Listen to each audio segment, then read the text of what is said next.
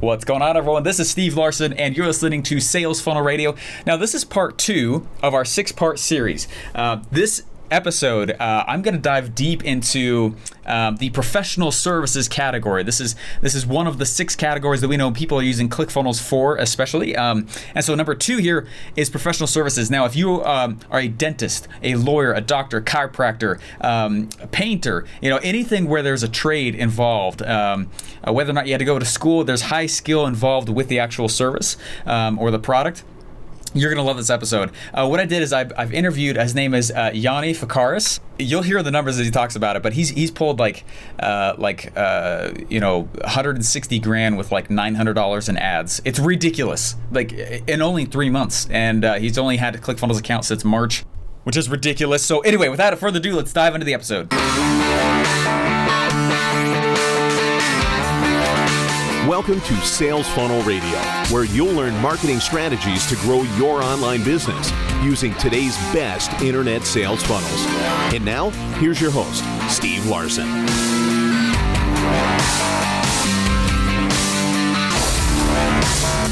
Dentists, lawyers, doctors, chiropractors, painters, anyone with a trade is going to love the episode that we've got for you today.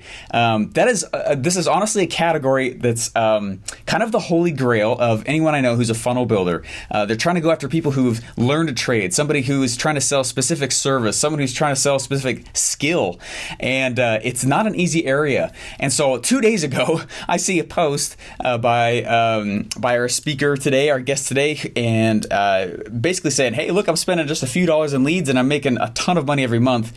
And it's inside of what I call, what Russell calls, and what ClickFunnels calls the professional services category. And so I thought, hey, I got to get him on the show, and I'm excited to have him. Hey, everyone, if you could welcome with me Mr. Yanni Fikaris. How you doing, man? I'm doing great, man. How are you? Dude, I'm just doing awesome. I was super excited for today. I had a hard time sleeping last night because most people don't figure out what you have figured out. And I don't know that you've realized that yet as I've talked to you either. It's a short time coming, but it's a lot of bumps. Sure, absolutely. Do you mind? So just tell us a little bit about yourself, and then I'd love to hear about what you've pulled off because it's pretty unique, man. Yeah, I have a painting and refinishing company. It's been in the family. It's changed a little bit from when my dad and my uncle ran it, but we're a house painter and we do specialty finishing, a lot of cabinet refinishing, and my specialty is spraying. So, I really can bring down the crew size and give a really good product because of our spray application. It's harder to do, but it's a niche. Sure. And that niche is what promotes me on Facebook in the advertising. It's that specific niche. So I coupled that with what I've been reading from Russell, what he's putting out there, and these blue waters. And I was like, you know what, this is pretty interesting. I mean, I'm not the sharpest guy, but I was like, I got to give this a shot. Yeah. No, it's funny. So I visited your site. Obviously, I've looked through your stuff, and you don't look like, you don't necessarily look so much like a house painter. I mean, it looked like I was entering some kind of cult world. I mean, it was awesome. You have such awesome branding, such awesome sites, everything else. What eventually led you to get into the internet space as a painter? Well, we were spending a fortune in print, and one day I'm going to the mailbox and I'm taking all this print, all this advertising from all these people, and I'm just throwing it in the trash every day. And then I eventually put my recycling bin next to the mailbox because I would just take out print, take out the bills, and throw everything into the recycling bin. I think we all do that, yeah. Yeah, I think, ultimately either bring it in the house and put it in the recycling or take it outside. But one day I'm thinking like, man, we're spending $10,000 to $20,000 a month in advertising, and my newspaper, my print people are telling me, oh, if you get 1,000th of a reader, it's good. Cool. It will pay for the ad. That's what they always say. It's going to pay for the ad. And I'm thinking like, man, if I spend 20 grand and I make 20 grand, I didn't even have to do any. It wasn't even worth it. Right. So an old friend of mine that I knew through real estate was friends with Russell, and I was watching The Profit, and I watched Russell help one of these guys in a funnel, see, I empathize with the small business as opposed to people who are just selling, right? Other guru how to advertise on Facebook. You need to know the business. You need to know what it's like to sit at home and worry. Right. And our family's owned small businesses before. We've had restaurants, we've had like takeout places, and this isn't my first one. It's not going to be my last. So I can sit in your shoes and work on your problem. You put me in that's why I like the profit. Right. I can do that. I'm a systems guy. I can figure out where you're weak and where you're strong and make anything efficient. So I put 2 and 2 together. I found ClickFunnels. I did the demo, and I was like, you know what? I think I can do this. And I really wasn't a big Facebook guy at all. I really just started doing Facebook in November of last year. So it hasn't even been a year. And it was pretty user-friendly. My first funnel was horrible, but like you guys say, it's really just about how it works. It doesn't have to look pretty. Yeah. Pretty can come later if it really needs to be. So, I went from spending a fortune to really bringing my ad costs down. I mean, right away it didn't work, but my ad cost was still a lot less. So I was spending a minuscule amount and getting deals, and people were starting to see it. And then you see when the user rate starts, or the views start to actually increase, people start to share it, and people start to know your brand. And it started to click, and I got that aha moment. I was like, dude, this is good. Oh man, I went nuts when I saw your post. I was like, holy crap, who is this guy? This is awesome. Holy crap. And I started just scrolling, just everyone just going nuts about it. Everyone else tagging everyone else in it. I was like, this is amazing. This is it's so unique what you've done. So really 2 areas I just wanted to dive into. Number one question, first of all, you're selling your main service outright, right? I mean, that's the main thing of the funnel selling, right? You're not doing like a lead in, and you know what I mean? Yeah, I go direct to what I do best. That's awesome. So unlike other, and I'm not going to say good or bad, this is just how I do it. Sure. We have a specific niche service. People see I basically put the price and the results, the befores and afters and the price right away. And that's cut down on all the wasted trips, the phone calls. People know exactly what they're going to get, and they know exactly how much they're going to pay. And you'll see it's right on the first, it's the first thing you see. And it's in a lot of the Facebook ads. This is how much it costs. Look at how cool it is. And that's not exactly what it says, but basically it. And those are the clicks I get. Those are the people that submit the information. And that's why my conversion rate's high. That's interesting. That's really cool. I'm actually just taking ferocious notes, just so you know. What you got to do? Yeah, just because there's several points I want to hit here, what you just mentioned. Number one, I hope everyone who's listening hears what Yanni is saying on this. Because it's something that we teach, and I teach like crazy, is you got to promote that you got to promote that core offer, whatever it is of your business. That's the number one focus. That's the number one funnel to make first. It's too much of a temptation many times to go say, hey, I got this awesome, sprayman painter business. Why don't I go sell paint? Instead of the actual service. Why don't I go sell this? Why don't I sell this? And it starts distracting you from the core business. So anyway, I just wanted to reinforce that. It's so powerful. First, start with the core, get that nailed down. Then you can go to other front ends or back ends or whatever. Interesting. Can I cut you off just for 1 second? Yeah, totally.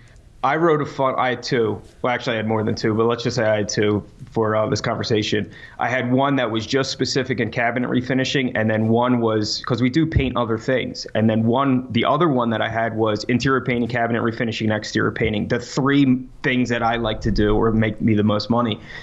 And it was too distracting for the people. Even just with 3 options, even though they might just go there for cabinet refinishing, they saw the other 2. And you're talking about the time on the page was, I don't know the exact percentages, but it didn't convert.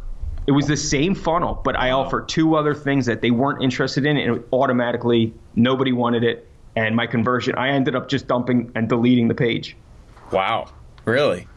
It was the one thing. It's that one thing. It's that one big domino. They're there for one purpose. They clicked on it for one thing, and you offer them 2 more things. Forget it. It's too soon. That's so true. It's like other things they got to go start to believe, or they didn't know they had those other options, so it distracts them. Or yeah, absolutely. Oh, yeah, because they start thinking about other things. They start thinking about, oh, maybe I should get my inside painted or my outside or this other thing. You know, you're dealing with a distracted world or a distracted audience now. You got to keep them super focused on what you do best, what you can monetize most successfully for your business. Yeah. That's like buying a computer and walking up to the, it's like walking up to the cashier. Hey, thanks for the computer. Like, hey, don't worry. The next update will fix the crashing issue. You're like, well, I didn't know there was a crashing issue. Are you kidding? Yeah. And then they go put it back. Like, yeah. Yeah. Anyway, okay. Interesting. That's really, and it's cool that, I mean, it sounds like you're just following straight from the Expert Secrets book itself. Yeah. You know, it is a good roadmap. There's no doubt about it. You got to tweak it just a little bit, but don't stray away. Like, you know, or when Russell talks about the arrows in the back and you're trying to find your own trail to the top. I mean, people climb Mount Everest the same way all the time.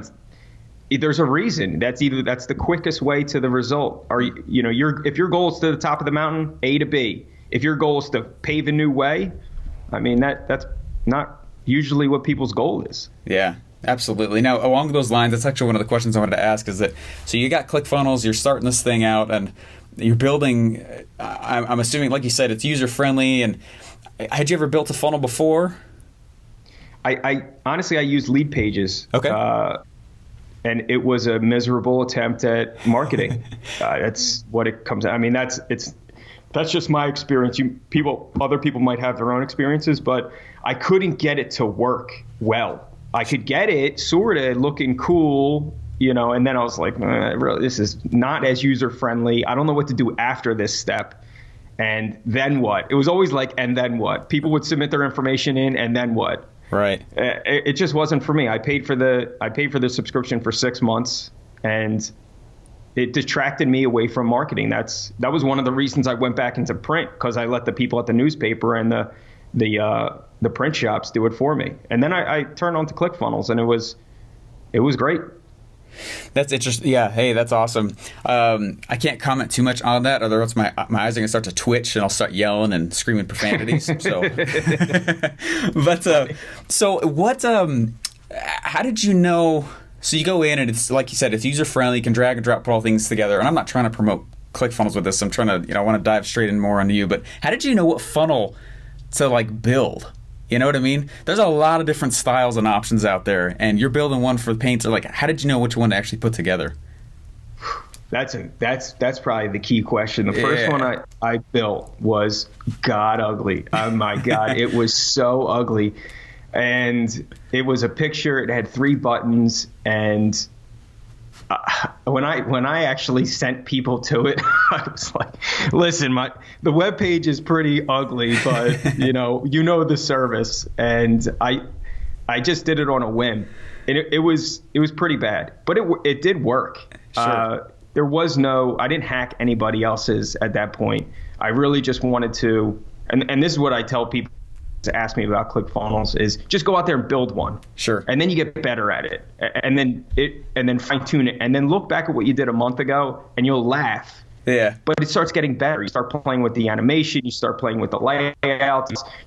What happens is when you build that ugly funnel, you start going on Facebook or wherever you're looking, and you start seeing good funnels in front of you. Everything becomes a funnel, and then you're like, I'm going to take that. I'm going to put that into my funnel, and I'm going to try it.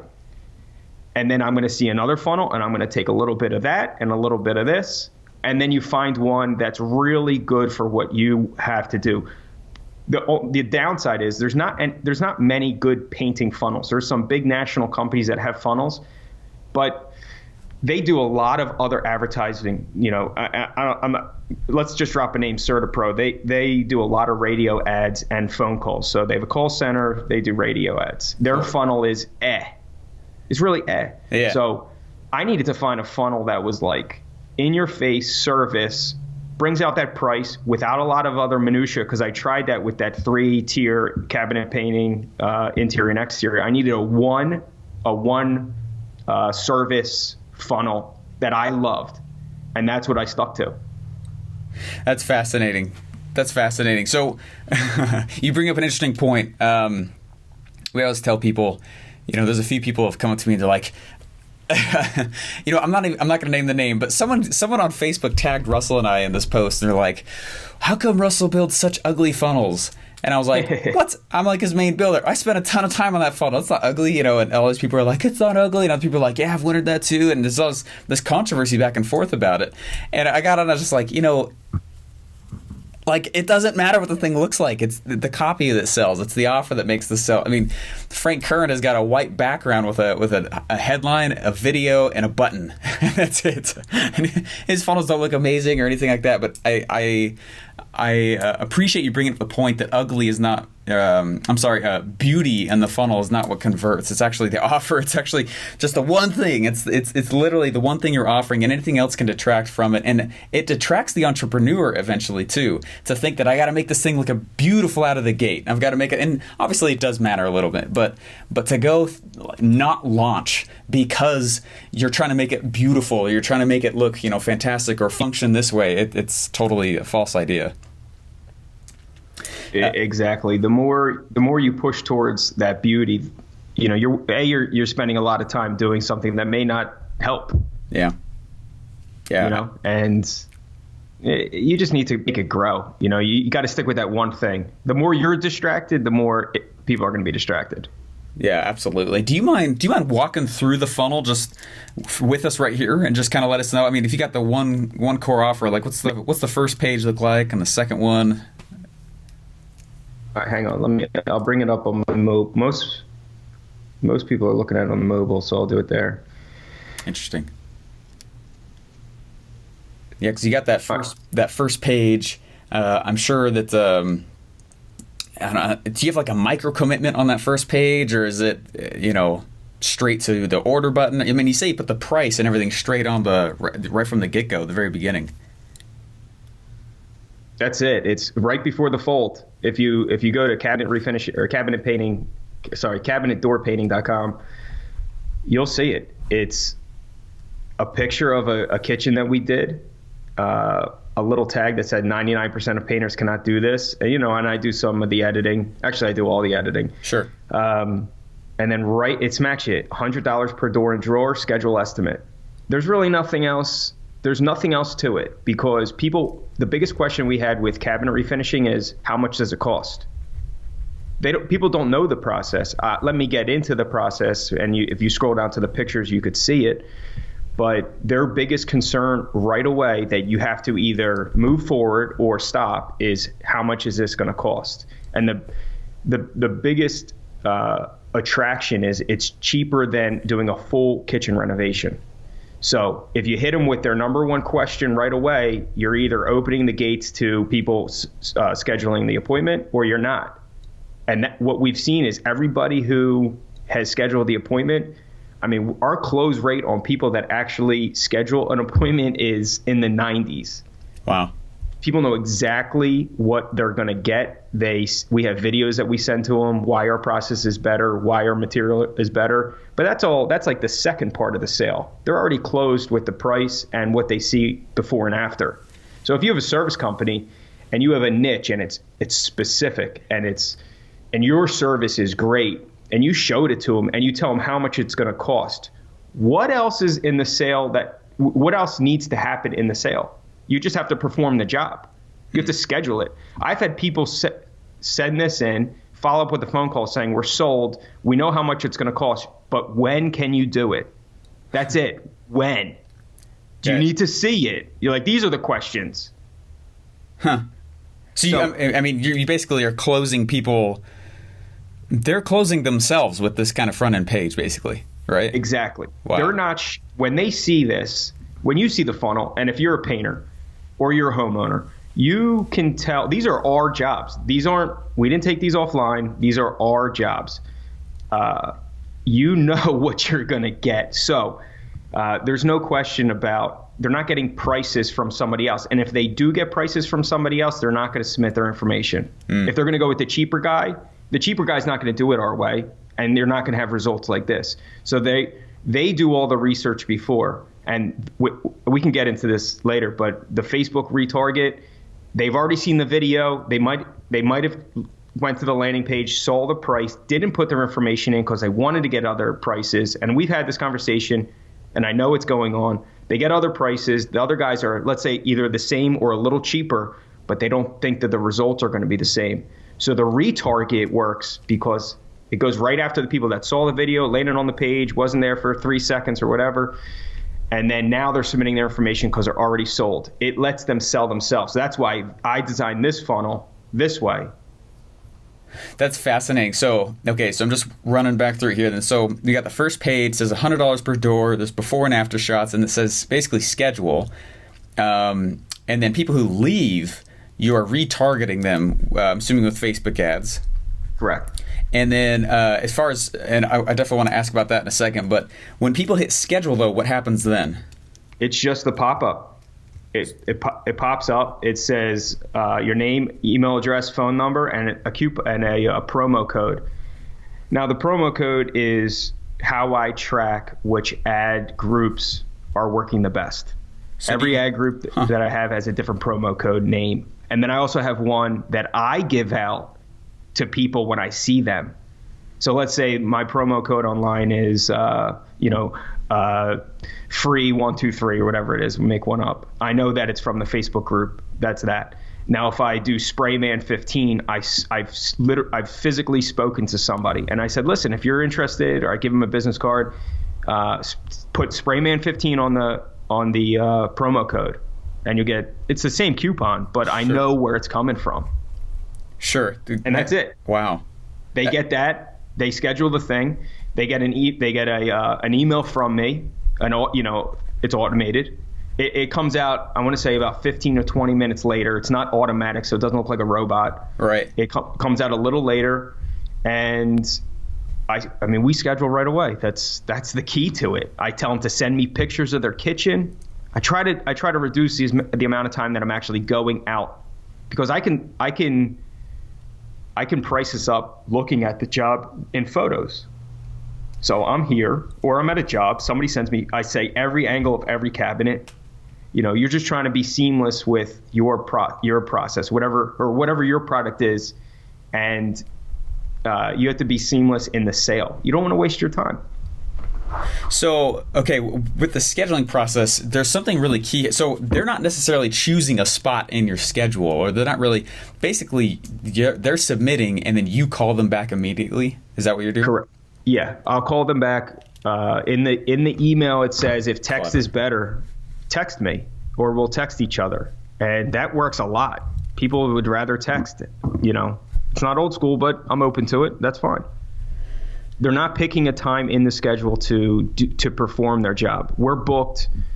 We're booking into like October, November at this point.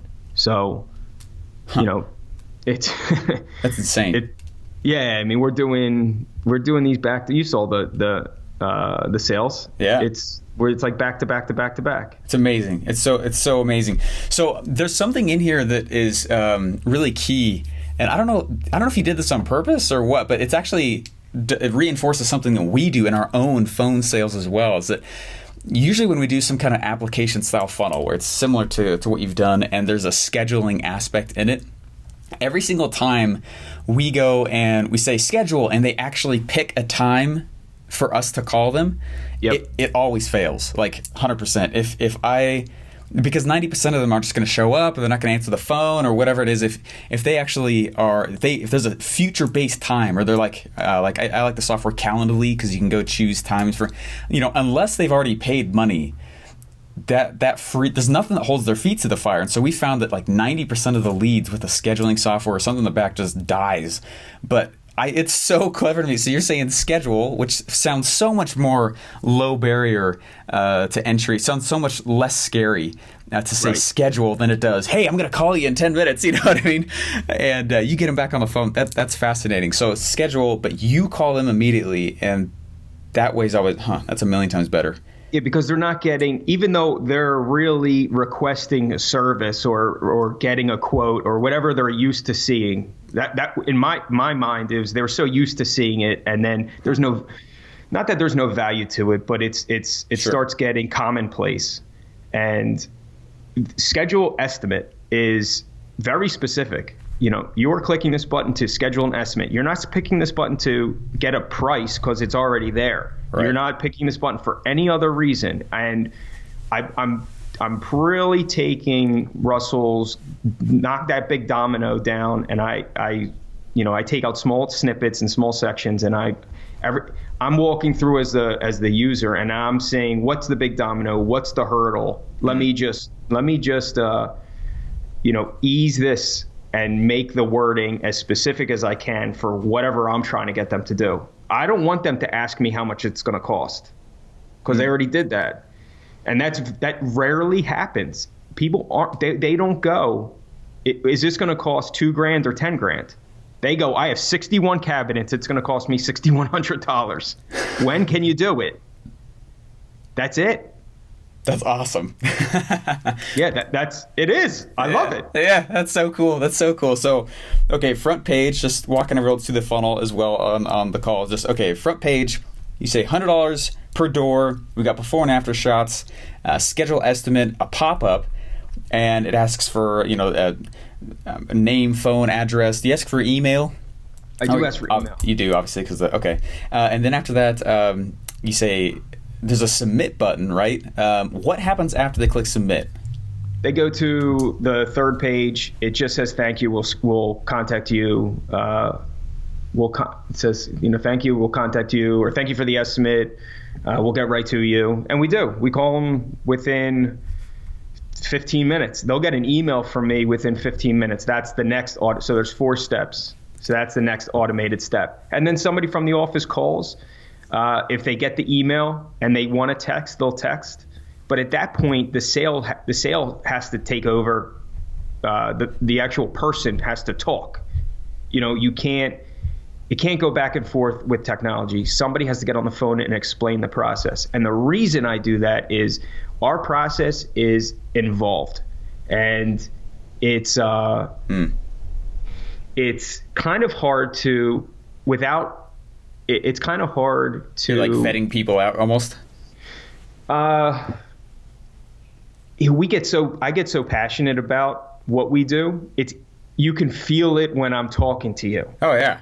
So I love to talk. I love to sell. That's probably what I should do besides painting, is just sell stuff.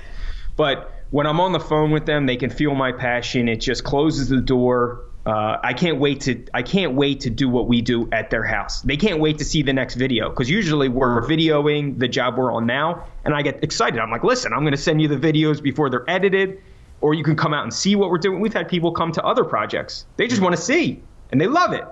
So you're kidding. At that point, we take over. The actual person takes over. The salesperson takes over. So usually it's myself who takes over at that point. And now I'm talking to the client. And there's nothing else to it in our business. The technology, the only thing they'll get in technology after that, they'll get a proposal in writing that they have to agree to electronically. But everything else it starts to go hands-on after that. So, and that's how we close all of our business. So if they don't, just more on the closing process itself. So if they don't answer the phone, do you follow up with them again later? Do you put them on some kind of I don't know. What do you do after if they don't answer? You just don't chase it, or? Yeah. Well, yes and no. I don't do the crazy high school girlfriend routine where I'm calling, text, call, email. That just doesn't work. Sure. Just like distraction, overbearing doesn't work. There's a point that you have a good service, and you have to monetize your time effectively. If you're going to chase somebody down, you give them fair warning. Listen, I'm going to, don't do it the first time. If you don't call me back, I'm never going to call you again. That's ridiculous too. Right. But you call them, like when you do exactly what you do exactly what you say you're going to do. Mm-hmm. I'm going to call you in 15 minutes. So you call them in 15 minutes. If they don't pick up, I don't leave a voicemail. I'll email them. And then I'll say, I left you a message. Shoot me a call. If you want to text me, if it's easier. And this is really where we get the text. If texting is easier for you, some people are dismissive to the initial phone call. They don't want to talk to people. That's massive. That's just part of the world we live in today. So you want to open them up to a text. Give them your personal cell phone. if you're selling for us, we're selling $5,000 to $50,000 paint jobs, you better give me your cell phone. That's all I got to tell you. Right. So we do it. Here's my cell phone. I might email one more time after that just to say hi in a few days. But if they're not going to buy at that point, something happens, or they're going to circle back. And we've had people circle back and say, we went down a different road, it was horrible, or something happened, life event, and now we're ready for it. Huh. Wow. Okay. So do you even mention the texting option during the actual opt-in process? No. That's awesome. No. That's way awesome, because that's got to pull in so many more people who are serious about talking with you than if you were to say, hey, if you just go ahead and text me. If you said that right out the gate, that obviously would bring a different person. Huh. Yeah, you don't want to. You have 15 texts open with all these people trying to get your product, your knowledge, your this. You don't even know who you're talking to. Imagine if you built funnels. Imagine if somebody was like, I want you to build our funnel, and you were like, oh, here's my cell phone, just text me, and that's what you put on Facebook. You'd have 1 million people. Oh, jeez. It would. I already do. I can't handle it. Yeah.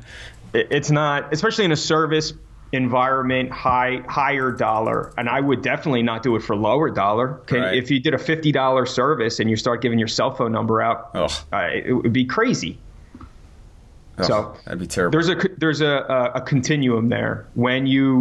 For how much are you willing to give out your private information, and then you have to do it, and then just do what you say. People will respect that, and they will not. They don't pussyfoot around this. They're not going to hard sell you back with a negotiation. The best example, and this might not be for everybody, but the best example is when you go into a Mercedes dealership, or the Range Rover, or a Ferrari dealership, wherever you go for your high-end cars. If you ever try to negotiate with these guys, they're like, listen, they're like, you see that sign out there? That says Ferrari. The only thing you're going to ask is what color and when is it going to be delivered. There is no more negotiations. And that's it. That's your close. So we're awesome. Not there, but that's the mentality you need to hold for your time, because that's what's limited for everybody, especially in the service industry. Now, do you have sales guys? It sounds like you have one or two at least. Actual phone guys at all who call up, or is it all you're running the whole thing? 0. That's amazing. So it's you doing the follow-ups, you doing all the. So I'm assuming you have some kind of notification set up. Hey, someone just filled out the form, and you just call them immediately, or.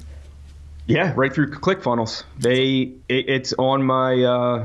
I get an email. It's one of my automation tabs. My automation alerts. Yep. Yeah. Listen, somebody just sent it in, and I put my phone settings on 15-minute alerts.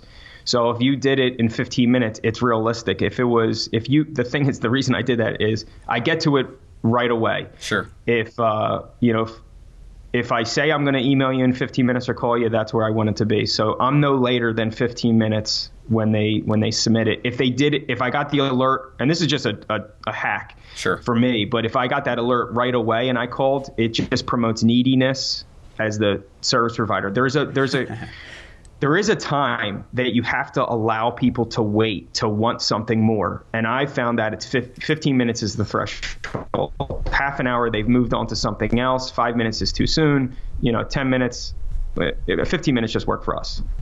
Let them wait to want it more. That's powerful, very powerful. And it's cool you've tested that too, 15 minutes. So, a year from now, right, you've continued doing this. I'm sure you're going to perfect it even more as you keep going. Do you think you will bring on another sales guy or something? My goal is to either license this whole model from what we do to the sales, and give it out as a licensee or a franchise. Like from my 2 to 3 man team, and the numbers that you're seeing, that's with a 2 to and possibly 3 man team at times. Sure. Those are the numbers we're doing.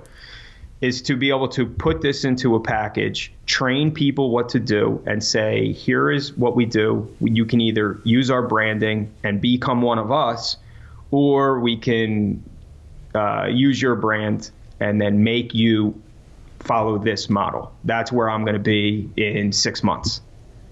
That is so powerful. When I saw what you were doing, obviously, I mean, I'm in ClickFunnels headquarters right now. We're in our cool sound booth room, and from the position that we're able to sit in, I mean, we see so many funnels. We see how it's working, how they're not working in different industries, with different ads, all across the board. When I saw yours, I was like, I don't know anyone who is in the painting business who is using a funnel. Like period. And you're not just using it, you're like killing it with it. So it's cool to see. I mean, you obviously have proven the model. Think about the franchising. I had one more just follow-up question about closing, and then if you're okay with it, if you got time, I wanted to ask a little bit about the ad as well, because that's probably the next scary piece for people. Have you noticed much of a difference between the close rate with someone who's engaged in a text message conversation with you versus an actual phone? That's a good question. I would say that, that is a good question. Because there's a lot of parts to that I can think of. Yeah, there's definitely a lot of parts. A lot of times my phone calls will end up deferring to a text. Huh.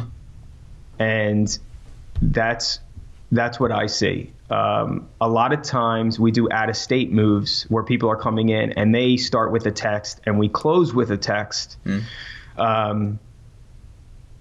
No matter what, we're always going to a technology piece somehow. So if I send you an email, I'm going to text you. I sent you the email, here's the proposal, just sign it, whatever. And then they say yes. I would say that texting ends up being part of the close more often than the actual phone call. Really?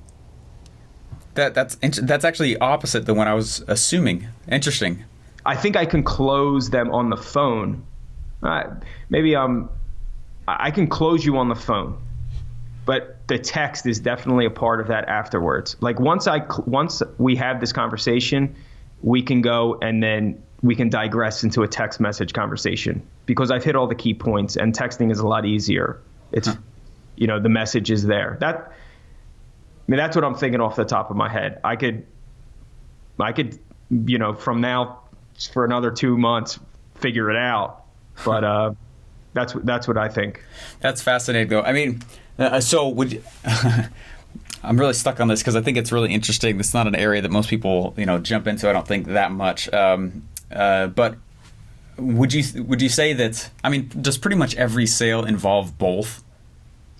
I like to get you on the phone after you've written down what you're looking for. Yeah. I think writing down.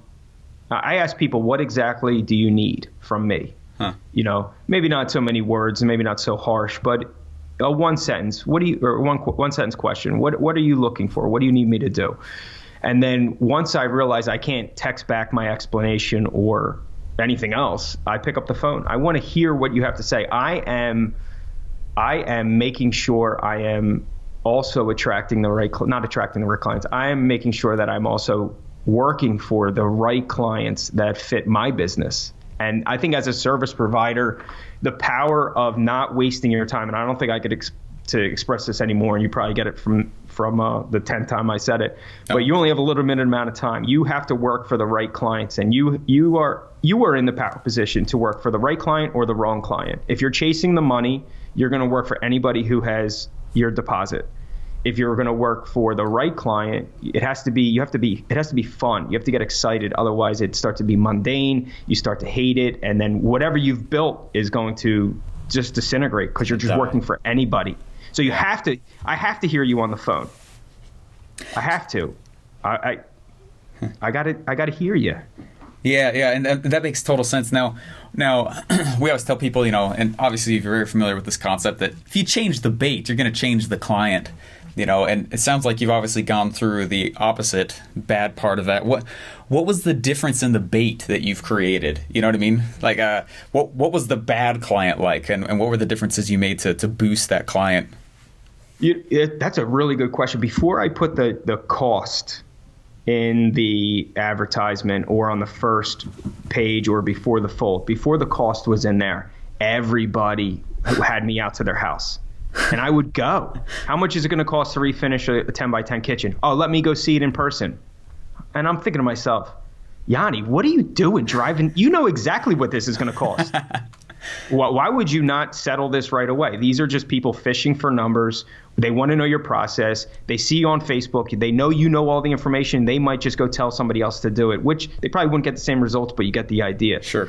When I changed the bait to, I like to fish. So when you change the bait to the fish you're going after, the exact meal that they're looking for, it gets everybody else out of the ocean, and you're going specifically for that one target. Huh. And it might sound rude, but that's just reality. It's marketing and sales. You can't just put every sort of bait out there. You're going to get everything to bite. That's not what you're looking for. So it's interesting you brought that up, because obviously, with these 6 different categories, there are rules between the 6 that hey, you can do this in this industry, you can't in this one, and vice versa. I'd say that this is probably one of the biggest differences between the professional services area and the author, speaker, coach, consultant area. Because in the author and speaker and coaches, consultant spot, most of the time price is not brought up at the very beginning. But it's cool that you do that. Like you don't get on a webinar and somebody's like, hey, just so you know, at the end of this, you're going to be charged $1,000. You know what I mean? You don't do it. But by making cost an upfront thing, and there's a lot of coaches I know that'll do that too, but stereotypically, this industry or this area seems to be one of the only places where that actually works.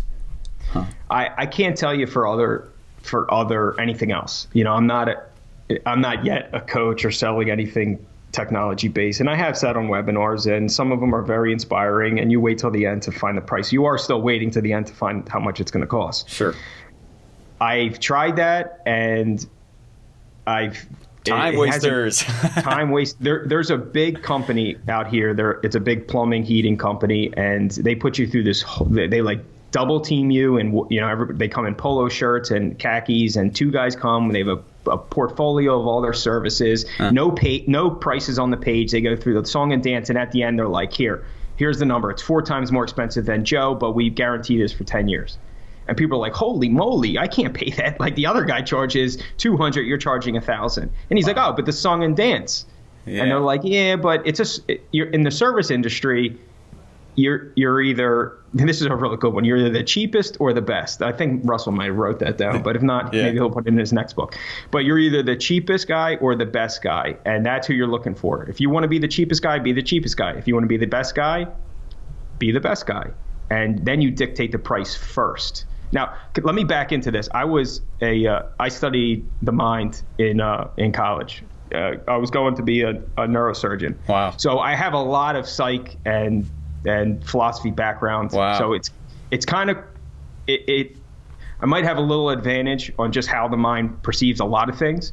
Sure. But maybe for me, if I want to be the best guy. The easiest way to get rid of all the people that don't want to pay is to tell them how much it costs. Yeah, it's true. When the rich guy, and all our clients aren't rich, but maybe that's the wrong word. But when the guy goes to the Ferrari dealership, he knows he's going to spend $240.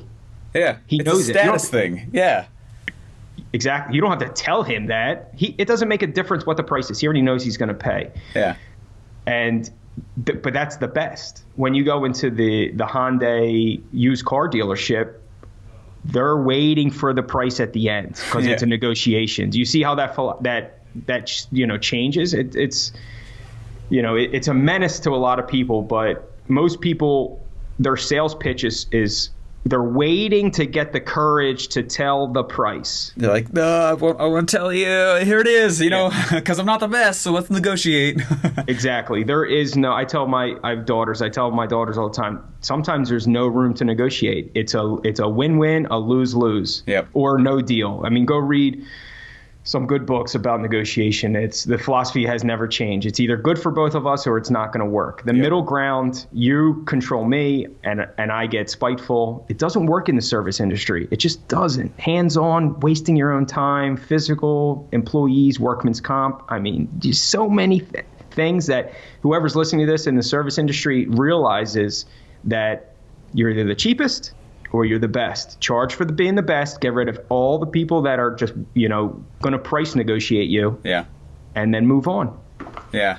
I remember when I started doing that for funnel building services. I don't currently do it for anyone else anymore at this time. But when I first, I was like, I'm going to do it for 10 grand. And it brought in all these people, and I was like, you know what? I really think I'm way better than that now. And I'm like 2xing businesses that's worth way more than 10 grand. I'll do 20, then it went to 50. And then some guy came recently and offered 100. And I was like, and it's so funny to say no to those kinds of opportunities, because I know that that's the same thing that you're probably going to run into, because there's only one of you and you're awesome, you know what I mean? And so you're going to, what's nice about what you're saying right now is that you, and it's the same thing I found, is you get to be choosy with who you want to work with. And right. There's just some people, it doesn't matter how much they'll spend or give to you. And, I turned down that 100K one just because I knew I did not want to work with the guy himself. I was like, I feel like we're not going to get along. That's not worth any amount of money to me. But right. when you work towards being best rather than cheapest, in my opinion, that's the one to go for. Obviously, if you're in e-com or other places like that, it's a little bit different. You can be the cheapest and really get away with it. But by trying to strive for the best. And how many people does Ferrari turn away? Probably a ton, because they get to choose the client. Do you qualify? Do you get to qualify? And it goes back to, I think, what Russell talks about in the book too. So everything's status. You're protecting status. You're putting status at risk. Whatever it is. What kind of, as people are moving through the funnel, and as they get. This is going to be, and only because I can tell you've really read his book, am I going to ask this because it's kind of intense, but. What have you done to protect somebody's status inside of the funnel? What kind of guarantee or what kind of safety nets have you given them emotionally so that their status is protected? Well, if you look at our funnel, the people are there for a result. They want something, and they want a really good result. And what they really want is not to spend a lot of money. So in the world of status, their pocketbook stays full. And when we're done, their kitchen looks like they did spend enough to empty their pocketbook. Interesting. That's a very basic way to look at it. But let's curtail into Facebook ads through this conversation. Yeah. I have two audiences. I have women and I have men. The women want. And listen, don't write me nasty emails if you don't like what I'm going to say. This is scientific data that I've collected. This is marketing. Yeah. This is marketing. The women more or less want the result. They want the outcome to look like the photos on our webpage, and They get it. So their status goes up. It first mentally goes up when they're like, wow, this kid can really make this kitchen look like that. And look at the before and afters. I love it. Wow. Now, the husband's status gets shocked when he's like, oh, my God, I don't want that. That looks so expensive. But once you tell him the price, then he feels okay. He's like, okay, I can pay for this. Now, I say it like that where the woman decides and the husband pays, because 87% of my clients, that's the relationship. The husband foots the bill for the job. Now, 87. I'm not telling you that is across the country. I'm telling you that's my clients, and I only know that because I ask. Right. Because I need to know. If you want to better your business, you need to know who you're actually selling to. Right. If you're selling to men, then advertise to men. If you're selling to women, advertise to women. But most of the time, I'm getting women first. And then the man is actually the one paying. So fascinating. If you go into how our Facebook ads play out, I do something similar. I'm advertising pictures and results to women, and I'm advertising price to males. Interesting. So do you literally have two separate Facebook audiences running those separate Correct. ads? Wow. Absolutely. I never mix the two. It doesn't work. That's so cool. If you saw a breakdown between, let's say, Facebook ad group 1 and Facebook ad group 2, one is photos and no mention of cost, and that's directed towards women, and the other one is a basic one and then mention towards how much is it going to cost, or save. A lot of big ones sometimes is saves 35 to 50,000 versus a full kitchen renovation. That's a good one that hits on men. Another one that hits is we can do this. We start on Monday, we end on Friday. And they want to know time. Time. Yeah. So, you have to understand the psyche of your clients. And if you don't know that, write it down. Think about who do you want your ideal client to be, like Russell says. Who do I want? Sure. You need to know who you've had. You need to know who is your best client and who is your worst client. 2% of our clients are nut job crazies. It doesn't matter how. You could give them a pile of gold and they would say you're the most ridiculously overpriced person in the world. You could pay for their job and they hate you. It doesn't. 2%. I call them the dirties. The dirties, yeah. We do 115 jobs-ish a year. 2% of them are nuts. So it just happens. So you can't. Those are outliers. You don't put them into any group. Sure. They could be anybody. But you need to know exactly who you've sold to in the last, let's say, 5 years. That would help. Last 6 months, I mean, that's not enough of a pool. But once you get that, that's where Facebook starts to come in, because Facebook is integrated so well. Right. With that. They're everywhere. They got know every demographic. And use it. Don't think that, wow, if I write this, I'm being judgmental. You have to be judgmental. This is marketing. You're spending your own money. So if you're going to say, I'm going to spend 10 grand, and we don't spend 10 grand a month, but let's say you're going to spend $1,000 a month and not be judgmental and send this ad to everybody and just throw it away. Or I'm going to be a little judgmental and I'm going to be very specific. And I want to know exactly who I've sold to. And that's who I'm going to advertise to. Amazing. So I know we've been going a while. It's super cool. Most people don't geek out about the marketing part as much as you do, which is it's refreshing for me. So I wanted to ask, how did you, and then we'll end here soon because I know we're like way over on time, but I appreciate your time here.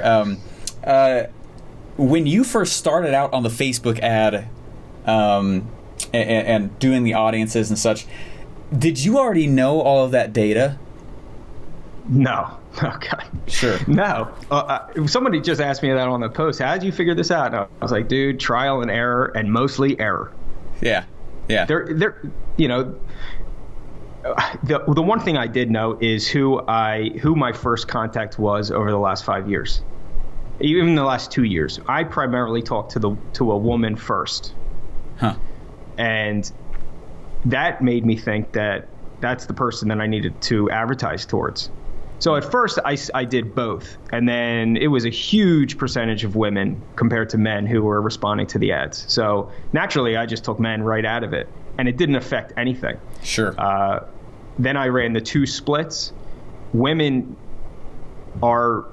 they're engaging way more than men. If I split my money in half, it would still be more women than men. If I did 90% men, 10% women, it would still be more of a woman. They're engaging more for this service.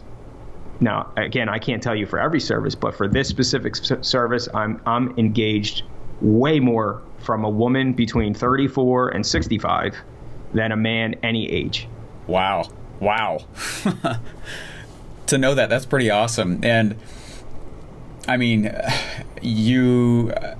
saw in the post that you put out there, you said you're getting it's like $4 CPA. Is that what you're right?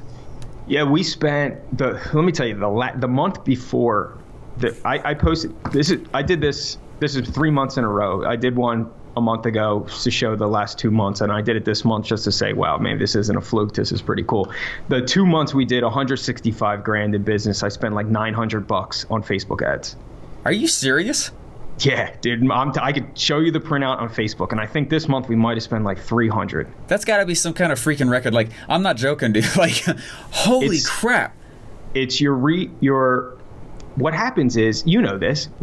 It starts to pick up other. It just people just start to see the brand and the word of mouth, and we get a lot of I'll tell you a good story.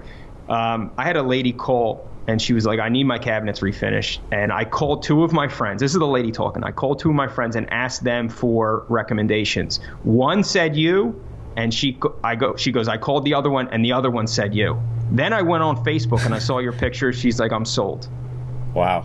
If you have a specific product or service that's excellent, that's the best, you start to be the person that people talk about when they want that. Like, painting in general isn't enough. There's a million painters and everybody can do it. Name one person that could bring the equipment that we have, that we show online, and we could talk about advertising and why we're the best, because what we show people we do. There's value in the proof, or there's value in there's value in establishing the what you actually are doing for them. It's not just the results. Right. They're seeing the process. They're seeing how this comes together, and they're like, holy crap, this other guy doesn't do anything like this. So there's value in that, and it starts to close the door. When you see, we don't even post these yet because I don't want to post too many things at the same time. Right. I don't want people to liken our company with so many different things they get distracted. But we have another brand that I have that I don't even post this yet, but it's another painting company, and it just does move out painting. Totally different brand. Yeah. I'll send you the logos, but that painting company has nothing to do with cabinet refinishing, has nothing to do with exterior painting. It's specifically just for people who move out and want their house painted. Wow. And that niche. That's the niche. Cabinet refinishing is the niche. That's the niche, and I won for exterior painting. Those are the niches. But there's so many people in the market, so you have to be the best. You have to show people the process. My advertisements for cabinet refinishing, they basically go something like this. And I also post on my regular Facebook page. And not to be too long-winded, but it says, great. It says with a video or a photo, if your guy or gal or painter doesn't start like this, he'll never end like this. And I'll show two pictures. One of us completely masked out and prepped out, not an inch to be painted on, and another one a finished product. And now you in your head, you're like, damn, I hired Joe's Painting, and there's freaking paint everywhere. Now it's that dichotomy of cost. You want Joe's Painting because he's cheap, but did you really want Joe's Painting? Right. No, you probably didn't. You didn't want the result attached to it. Right. Absolutely. Now, you've clearly become a Facebook ad expert, probably through this process out of necessity, which is awesome. And it's cool because it sounds like you wrote the ad and the ad pretty much stays the same, or does it? Are you split testing ads? Are you split testing audiences? You know what I mean? I had a couple ads. The funny thing is, the ads that I have are the ad that actually works is not any picture you see on the landing page, which I thought that was odd. I thought that people would want to see the ad, then the landing page, and be the same. Right. Now I tried that, but what was happening was I think I was getting too much aversion to cost from the ad, and people were like, dude, that looks like a magazine. I can't afford that. I don't care. I'm not even going to ask for the price. It's like I can't go to the Ferrari dealership because it's too expensive. So I had to back that into, a more economic ad. Almost like how Mercedes went from their real high class. Now they're put things into the $30,000 price range for more people. Right. Still high end, right, but more people can afford it. So I did the same thing. Instead of using my DSLR and flash and making the picture look like we actually published it onto our webpage, I took a picture on my iPhone 6 and didn't edit it and had it a little crooked, just a little, not obscene, but just know that somebody actually stood there and took it. And that ad works the best. Amazing. It's amazing. And some things you can't explain. Do you know what I mean? Like, you don't. Right. It doesn't work like you thought it would work, but you have to test it. Right. So basically you widen the net with the ad, but then you make it kind of tighter as soon as it's the landing page and have all those all the criteria before it. That's brilliant, my friend. That is a funnel. That's exactly what it is. You want 1 million people to see it for nothing. Then you want to retarget the people that are interested into the funnel or into the ad that has the cost. So now they're not going to click on it to spend your money. If they're going to click on it, they're going to spend their money. Interesting. So super cheap, big, wide open net, goes down to tight, and then I've kept you on way too long. I'm just having fun with it now. Everyone else who's listening, you just have the privilege of listening, because this is all for me now. Hey, how do you run the art? What's different about the retargeting ads? Do you keep it more of the strict style then, or do you widen it back out to like the bigger net? No, I mean, I go to people who have seen a video Sure. or an ad placement. It's pretty specific.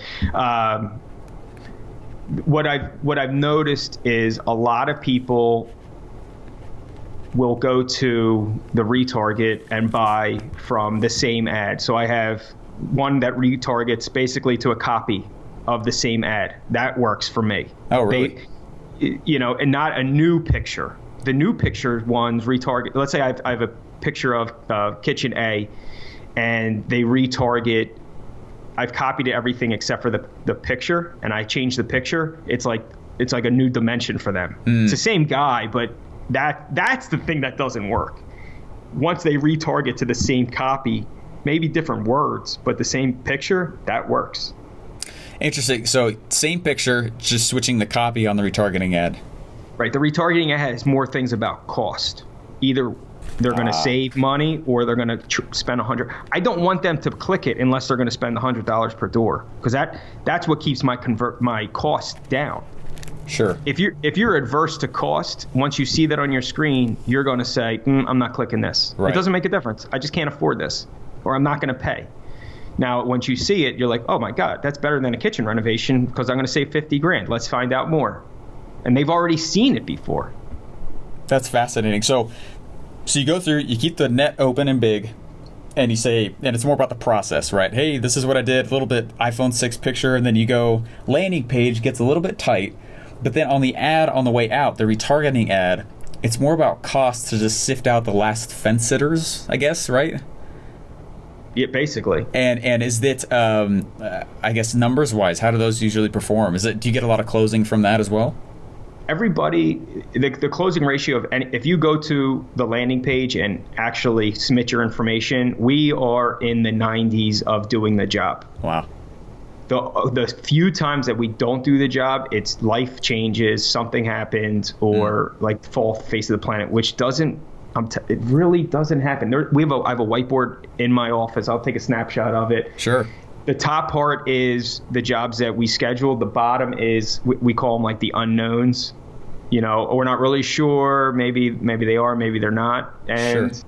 There's one at 1, 2, 3, 4, 5, 6, 7, 8, 9, 10, 11, 12, 13, 14, 15, 16. So we have 16 jobs for this month. One is an unknown. I'm talking to her at 2:00 today.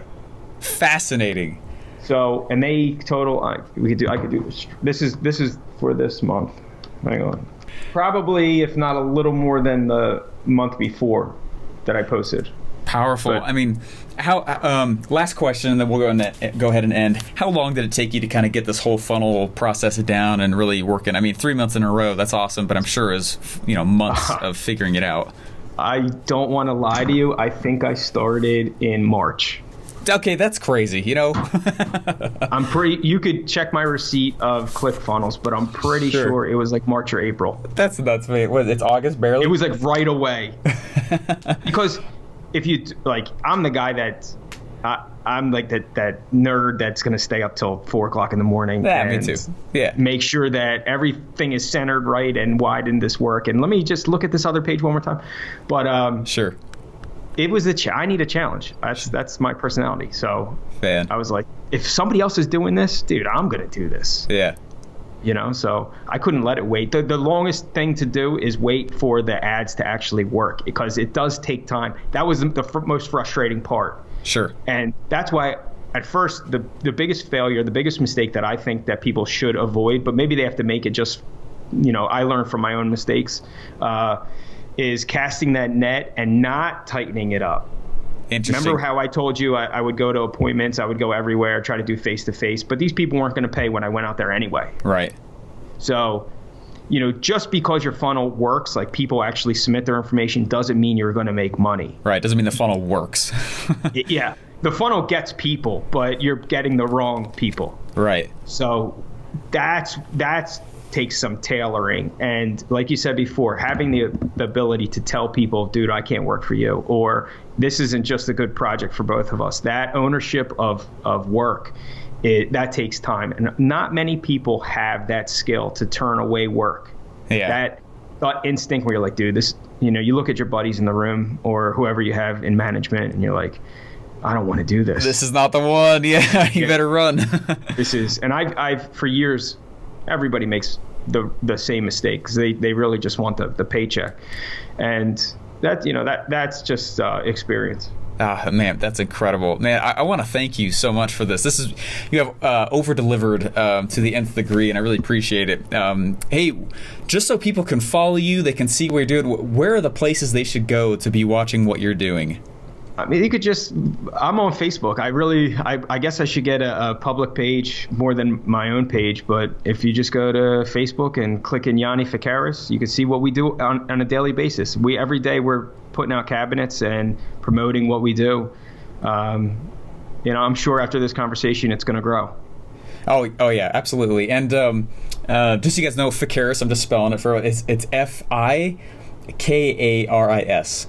That's correct. And so Yanni Fikaris, and your actual site where you're doing all this stuff. Don't go jumble his numbers, everybody. But you can go check out what he's doing at cabinetdoorpainting.com, right?